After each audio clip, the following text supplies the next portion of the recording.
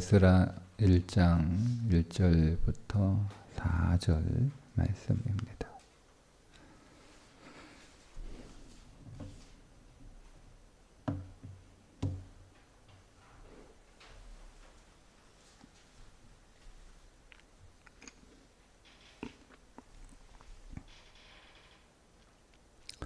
함께 읽겠습니다. 바사왕 고레스 원년에 여호와께서 예레미야의 입을 통하여 하신 말씀을 이루게 하시려고 바사왕 고레스의 마음을 감동시키심에 그가 온 나라에 공포도 하고 조서도 내려 이르되 바사왕 고레스는 말하노니 하늘의 하나님 여호와께서 세상 모든 나라를 내게 주셨고 나에게 명령하사 유다 예루살렘의 성전을 건축하라 하셨나니 이스라엘의 하나님은 참 신이시라. 너희 중에 그의 백성 된 자는 다 유다 예루살렘으로 올라가서 이스라엘의 하나님 여호와의 성전을 건축하라. 그는 예루살렘에 계신 하나님이시라. 그 남아있는 백성이 어느 곳에 머물러 살든지 그곳 사람들이 마땅히 은과 금과 그 밖의 물건과 짐승으로 도와주고 그 외에도 예루살렘에 세울 하나님의 성전을 위하여 예물을 기쁘게 드릴지니라 하였더라. 아멘. 에스라서는 1차 포로 기한부터 3차 포로 기한 직전까지 약 90여 년의 역사를 다루고 있는 성경으로 그 내용은 스룹바벨 성전 건축과 에스라의 신앙개혁을 중심으로 하고 있습니다. 그 에스라서를 시작하는 1절은 이렇게 기록하고 있습니다. 바사왕 고레스 원년에 여호와께서 예레미야의 입을 통하여 하신 말씀을 이루게 하시려고 바사왕 고레스의 마음을 감동시키심에 예레미야의 입을 통하여 하신 말씀을 이루게 하시려고 예레미야가 하나님의 심판으로 남유다가 바벨론의 포로로 잡혀갈 것을 예언하죠. 예레미야 25장 11절부터 13절에 보면 이 모든 땅이 폐허가 되어 놀랄 일이 될 것이며 이 민족들은 70년 동안 바벨론의 왕을 섬기리라. 여호와의 말씀이니라. 그래서 70년이 끝나면 바벨론을 심판하시고 그들을 돌아오게 할 것이다. 29장 10절에 보면 여호와께서 이와 같이 말씀하시니라. 바벨론에서 70년이 차면 내가 너희를 돌보고 나의 선한 말을 너희에게 성취하여 너희를 이곳으로 돌아오게 하리라. 이렇게 예레미야를 통하여 하셨던 하나님의 말씀을 이루게 하시려고 그 말은 하나님께서 역사에 개입하신다는 뜻입니다.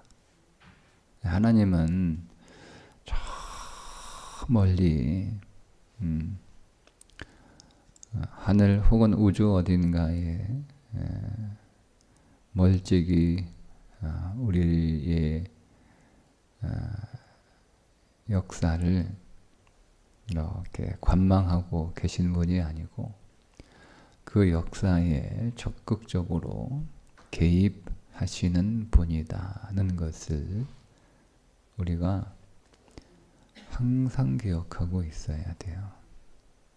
하나님은 오늘 우리의 역사에 아주 적극적으로 개입하고 계신 분이다는 것을 우리가 알면 오늘 우리의 삶을 바라보는 우리의 생각이나 태도가 많이 달라집니다. 그것을 믿고 신뢰할 때 우리의 신앙이 조금 더 온전해질 수 있는데, 오늘 바벨론 포로로 잡혀갔던 사람들이 이제 페르시아에서, 바사가 페르시아입니다.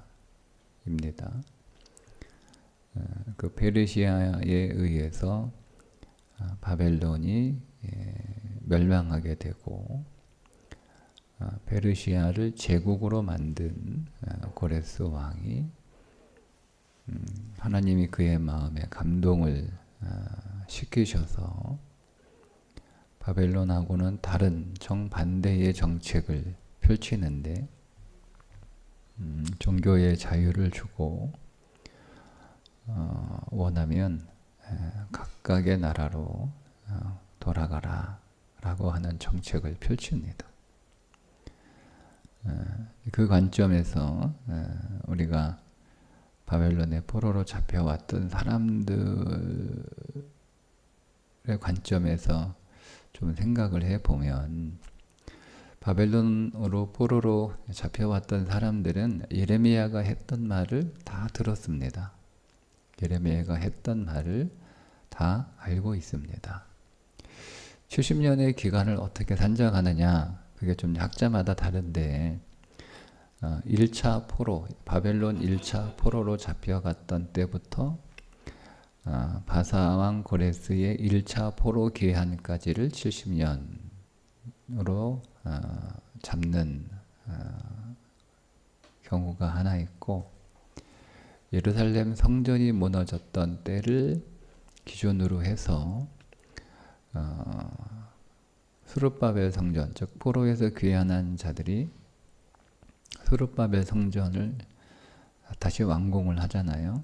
그때까지 기간을 70년으로 잡는 경우도 있고, 70년을 딱 떨어지는 70년으로 보지 않고 7과 12니까 둘 다 완전수거든요. 그러니까 때가 차면, 시간이 차면이라는 의미로 보기도 합니다. 그러나 어쨌든 딱 70년이 떨어지냐, 70년은 아니지만 하나님의 때가 되면 다시 포로에서 해방되어 돌아오냐, 그거는 사실 우리가 성경을 볼 때 별로 중요한 부분은 아니에요. 진짜 중요한 부분은 하나님이 말씀하신 대로 그들이 심판을 받아 포로로 잡혀가고 하나님이 말씀하신 대로 그들이 다시 돌아온다라고 하는 내용이 더 중요한 겁니다. 자, 그렇다면 바벨론 포로로 끌려간 사람들은 이미 예레미야가 수차례 얘기했던 하나님의 심판으로 포로로 끌려가지만 하나님이 정하신 때가 되면 다시 돌아오게 될 것이다는 것을 다 알고 있습니다. 자, 이것을 알고 있는 사람들이 바벨론에서 어떤 삶을 살아가느냐는 두 부류로 살아갑니다. 하나는 처음에는 다 포로로 잡혀갔으니까 빨리 돌아가고 싶겠죠.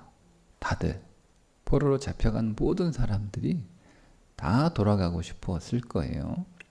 그런데 그게 70년이라고 하는 긴 시간을 그 바벨론 땅에서 살아야 된다라고 하는 것을 이제 인정하게 되면 두 부류가 생기는 거예요. 돌아갈 사람과 계속 거기서 살 사람. 1차 포로 기간이 거의 5만 명, 49,800여 명 정도 되는 사람들이 돌아오게 되거든요. 그러니까 2차, 3차는 몇천 명 정도밖에 되지 않아요. 그러니까 돌아올 사람들은 1차 포로 귀환 때 다 돌아가요. 그러면 여러분 이 1차 포로 귀환, 1차 귀환자들 약 5만 명에 가까운 사람들만 돌아오게 되는데 이 사람들은 어떤 사람들이겠어요? 바벨론과 페르시아, 바벨론과 바사에 속해서 그 땅에서 살고 있었던 사람들이지만 돌아갈 날을 기대하며 돌아갈 준비를 하고 돌아갈 마음을 먹고 살았던 사람들이에요. 돌아갈 마음이 없거나 돌아갈 준비를 안 했던 사람들은 돌아가지 않습니다. 거의 돌아가지 않습니다. 5만 명밖에 포로로 잡혀간 게 아니잖아요. 훨씬 많은 사람들이 포로로 잡혀갔어요. 남유다만 포로로 잡혀간 게 아니잖아요. 이미 남유다가 멸망하기 전에 북이스라엘도 아수르에 의해서 망했을 때 그들도 포로로 잡혀갔단 말이에요. 그 아수르를 바벨론이 멸망시키고 그 바벨론을 바사, 페르시아가 멸망시켰으니까. 그런데 돌아오는 사람들은 대부분 다 유다와 베냐민 지파, 남유다 사람들만 돌아오게 됩니다. 그러면 그 땅에 살아갈 때 예레미야를 통하여 하나님이 하신 말씀을 믿고 그 말씀을 마음에 새겨 우리가 언젠가는 돌아간다. 자, 예레미야가 말한 대로 70년이면 우리가 70년이 지나면 우리는 돌아간다.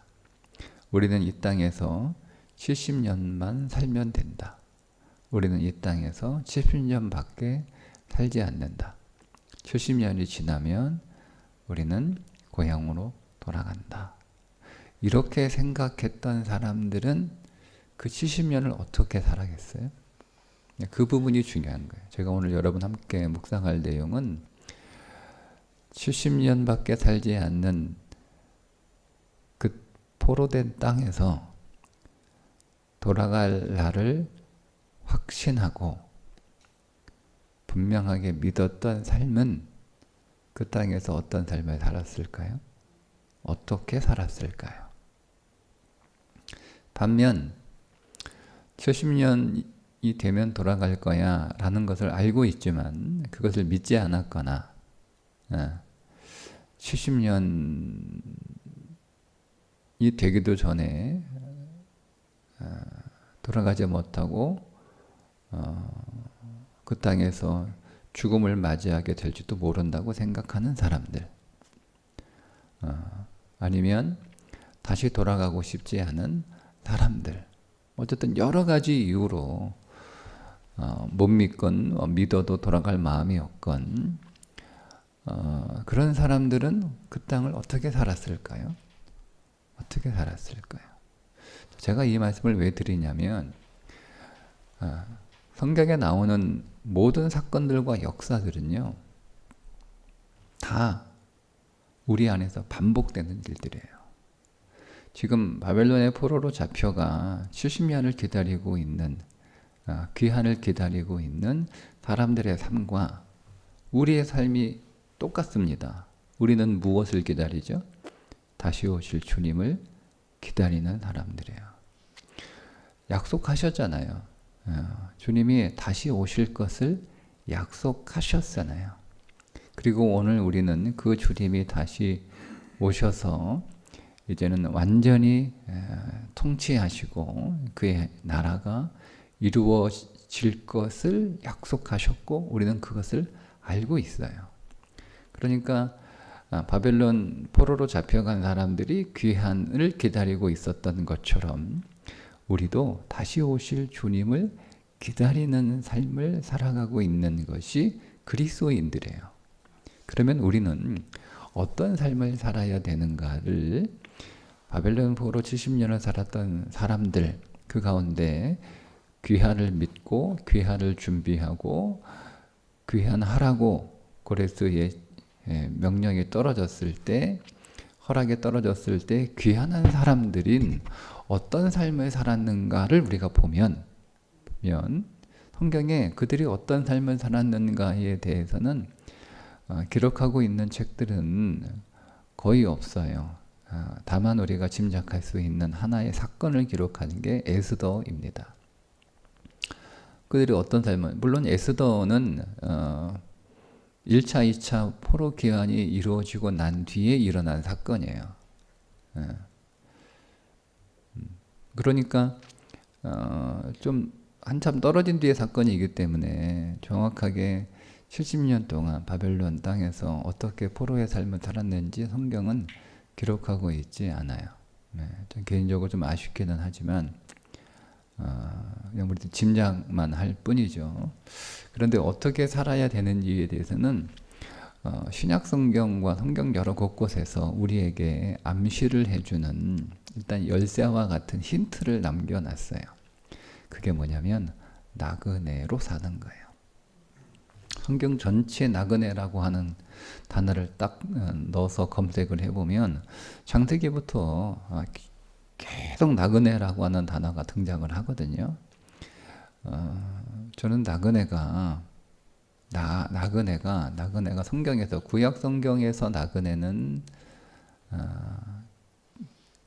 그냥 그야말로 나그네, 이렇게 지나가는 사람들이라고 생각을 하고, 신약에서만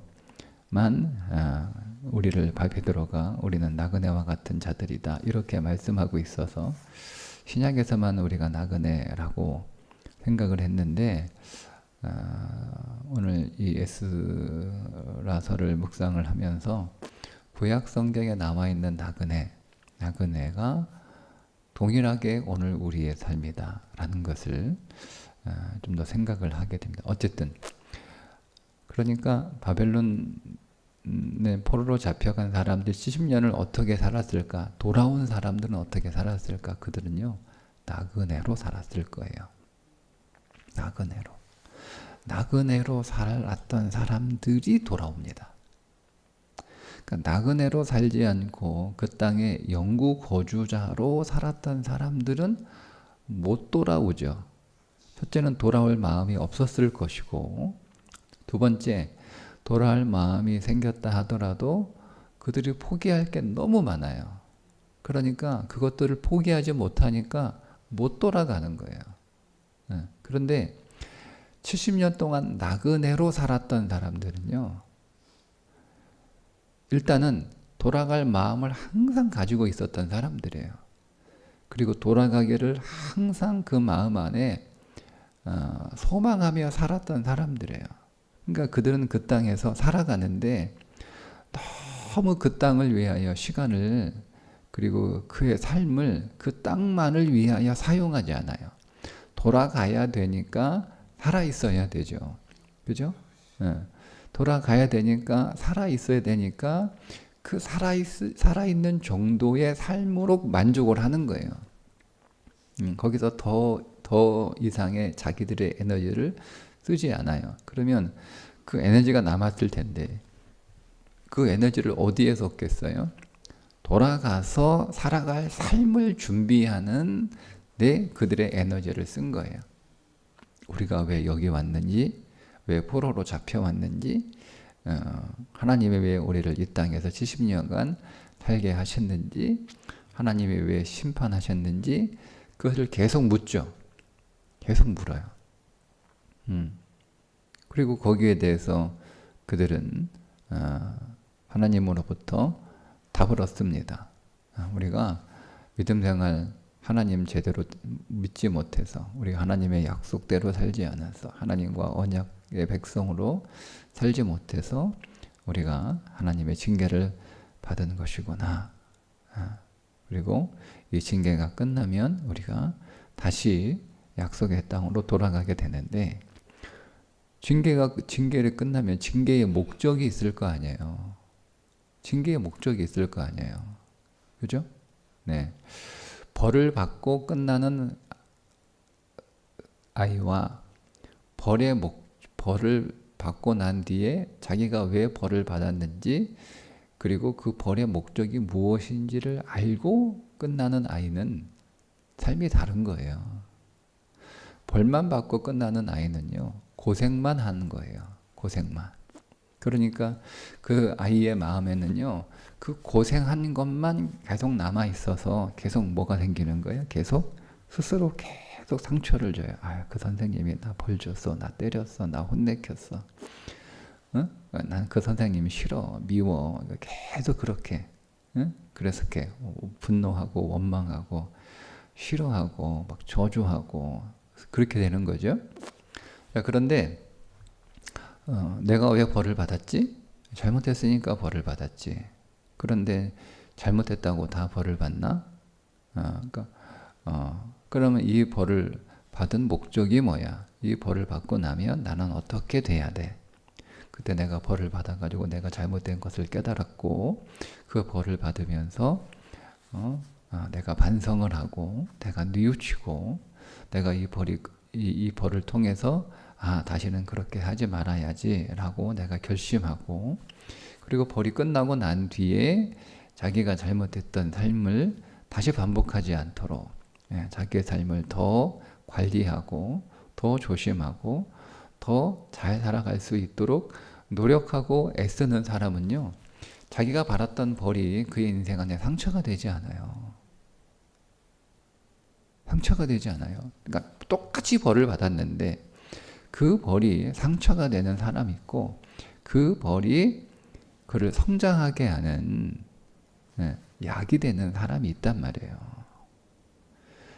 그러면 여러분, 바벨론 포로 징계를 받으면서 모든 사람들이 다 그것을 하나님의 징계로 하나님의 약으로 받은 게 아니란 말이에요. 거기에 분노하는 사람, 원망하는 사람, 하나님을 떠난 사람,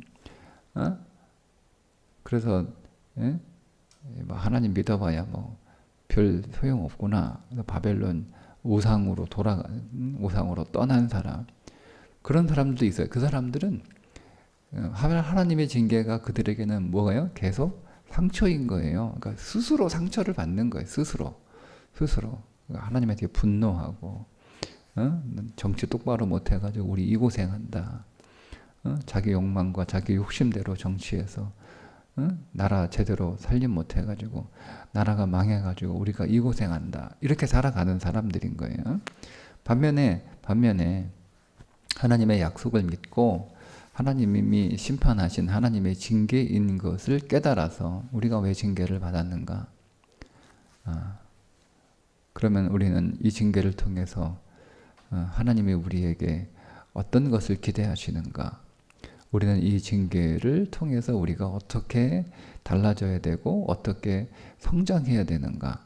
자, 오늘 우리가 돌아갈 텐데 그 돌아갈 땅에서 이제 우리는 새롭게 살아갈 텐데 우리는 새롭게 살아갈 그 땅에서 우리는 무엇을 준비해야 새로운 삶을 살 수 있을까? 여러분, 새로운 삶은 준비된 자들이 사는 거지. 시간이 바뀌었다고 장소가 바뀌었다고 새로운 삶? 절대 못 살아요. 절대 못 살아요. 그럼. 여러분, 내가 이 사람하고 살기 싫어가지고 사람을 바꿨어요. 그러면 여러분, 사람이 바뀌었다고 그 사람이 새 사람이 됩니까? 돼요? 내가 이 동네가 싫어가지고 다른 동네로 이사 갔어요. 그럼 그 동네로 이사 가면 여러분, 내가 새로운 삶을 살 수 있나요? 아니요, 여러분. 장소가 바뀌었다고, 사람이 바뀌었다고, 환경이 바뀌었다고 새로운 환경, 새로운 장소, 새로운 사람들하고 산다고 사람이 바뀌지 않아요. 새로운 삶이 되려면 내가 새로운 삶을 준비해야 되는 거예요.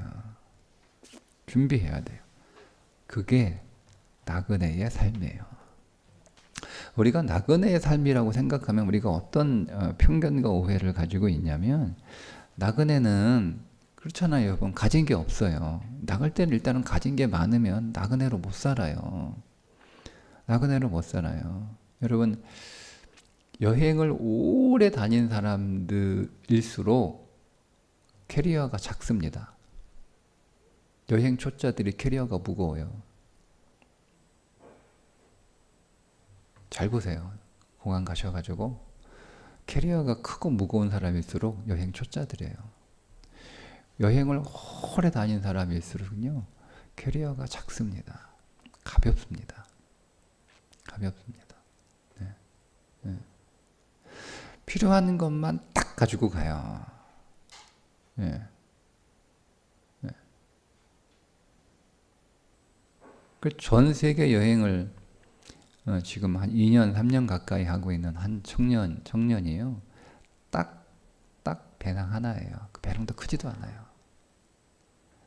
네. 그거 하나 가지고 3년을 살아요. 전 세계를 여행하면서. 캐리어 끌고 와 이렇게 하는 사람 없어요. 네. 네. 그러니까 우리는 나그네라고 생각을 하면 다 가난해야 돼 라고 하는 편견을 가지고 있어요. 나그네의 삶은 가난하게 살라는 삶이 아니에요. 초점이 달라요. 결과적으로 인생이 가벼운 건 맞는데 가벼운 것과 가난한 건 다른 거예요. 나그네의 삶은 가벼운 삶이지 가난한 삶이 아니에요. 예. 그러니까 우리는 가벼운 삶을 살아야 되는 건데 우리는 자꾸 나그네라면 가난한 삶이라고 오해해서 그 나그네의 삶을 이해하기 때문에 그 나그네 삶이 우리 마음에 이렇게 다가오지 않는 거예요. 나그네의 삶은 가벼운 삶을 살아가는 거예요.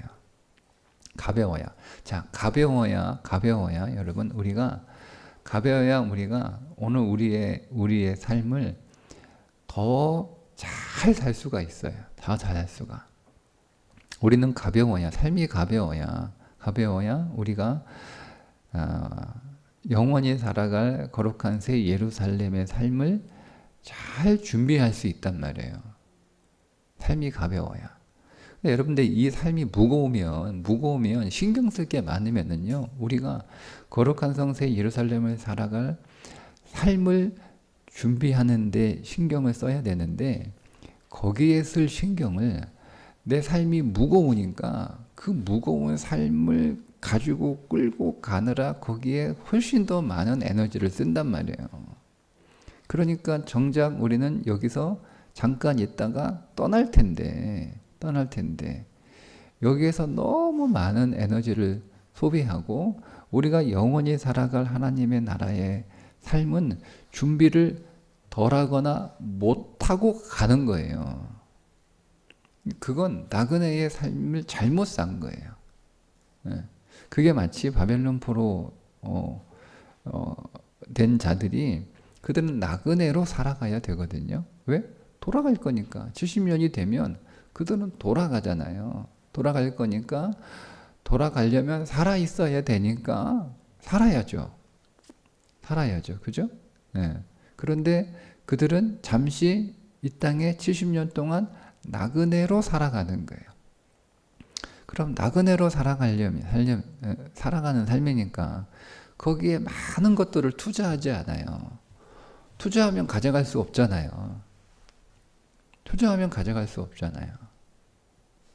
그 어떻게 가져가요?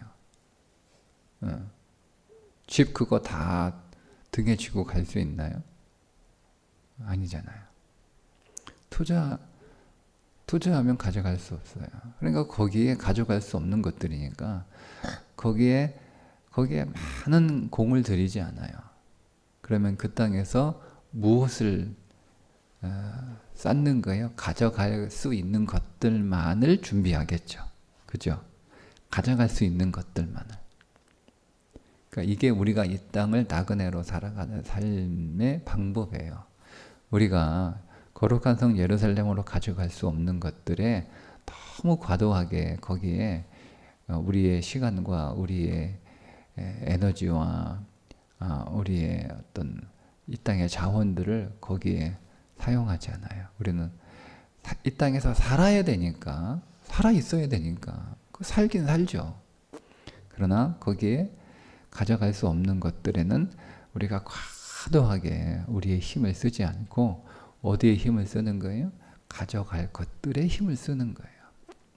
그래서 가져갈 것들을 우리 많이 만들어 놓는 거예요. 많이 만들어 놓는 거예요. 그게 나그네의 삶이에요. 그 나그네의 삶을 살았던 사람들만 돌아갑니다. 예. 그 나그네로서 우리가 어떤 삶을 살아야 되는지 우리가 에스라서를 통해서 함께 묵상하고 우리가 우리에게 주어진 주님 다시 오실 그날을 기다리며 주님 만날 그 시간을 잘 준비할 수 있기를 주님의 이름으로 축복합니다. 기도하겠습니다. 하나님, 오늘